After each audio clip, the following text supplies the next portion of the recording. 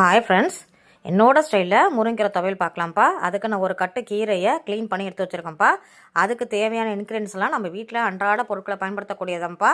அதை பாருங்கள், சின்ன வெங்காயம் ஒரு 6 சின்ன வெங்காயம், ஒரு 5 பால் பூண்டு, தேவையான கல்லுப்பு, 10 காஞ்ச மிளகா, தேவையான லெமன் சைஸ் புளி, 1 டீஸ்பூனு வெள்ளை உளுந்து, 1 டீஸ்பூன் தனியாக எடுத்து வச்சுருக்கோம்ப்பா. ரொம்ப ரொம்ப ஈஸியான சிம்பிள் தான்ப்பா. எல்லாருமே டக்குன்னு செஞ்சிடலாம்ப்பா. என்னோட ஸ்டைலில் செஞ்சு பார்த்துட்டு எப்படி இருக்குன்னு சொல்லுங்கள்.